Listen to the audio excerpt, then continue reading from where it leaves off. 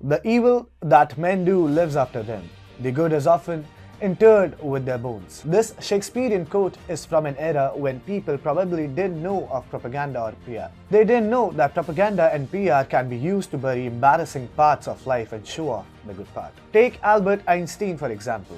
People know him as an anti-racist. They remember him saying that racism is a disease of the white people. But they don't care to go through his diary entries that were full of xenophobia and racism.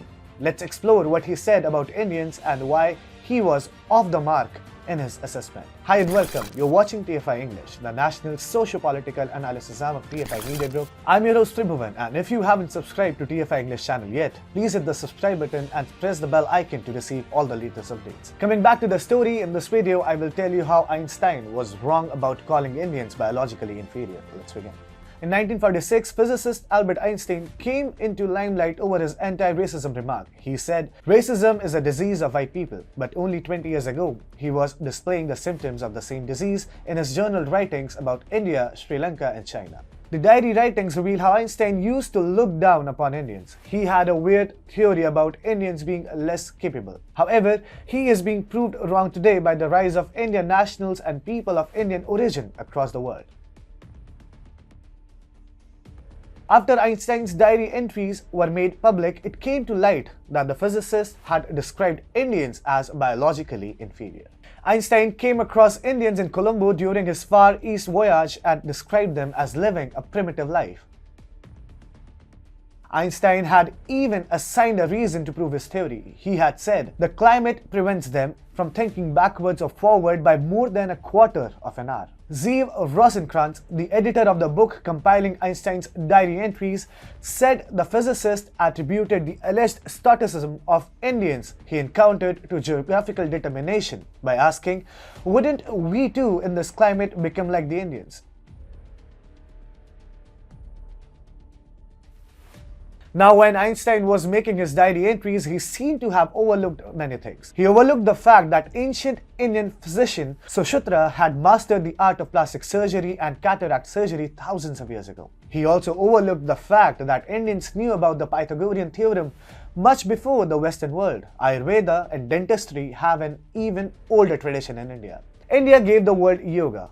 India gave the world the game of chess. India gave the world number 0. While the world was eating raw meat and living in cages, Indians created and were a part of one of the most advanced civilizations. Yet we shouldn't prove Einstein wrong with our historical achievements in medicine and engineering, or else we will be blamed for using history to save our honor. We don't need to go back in time at all. Presently, Indians are making their mark all over the world. Some of the top IT firms including Alphabet, Microsoft, Twitter, Adobe, IBM, Micron Technology and Palo Alto Networks are being currently helmed by Indian origins CEOs.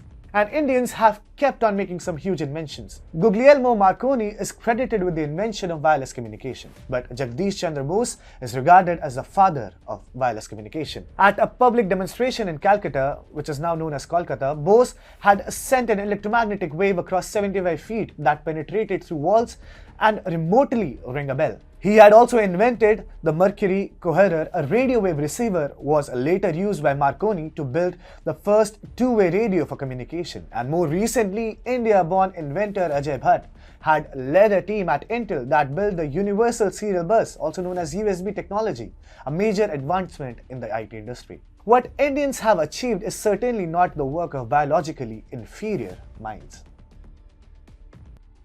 Holding an iPhone makes you marvel at the technology behind it. We are pretty sure that many of you admire Steve Jobs for that matter. But Apple had a strong Indian connection.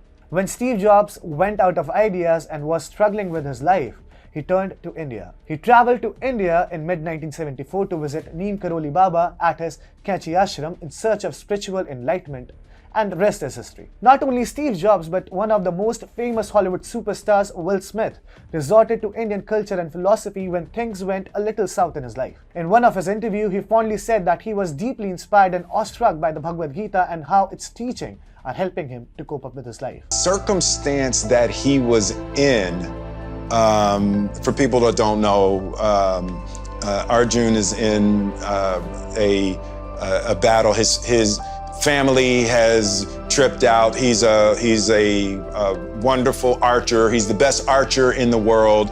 And his family trips out and take the kingdom. And they're like, you know, they snatch his wife and they're trying to disrobe his wife.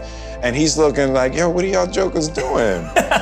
Like, and he comes home and he's like, and they seize the kingdom and he can't believe that they have done this.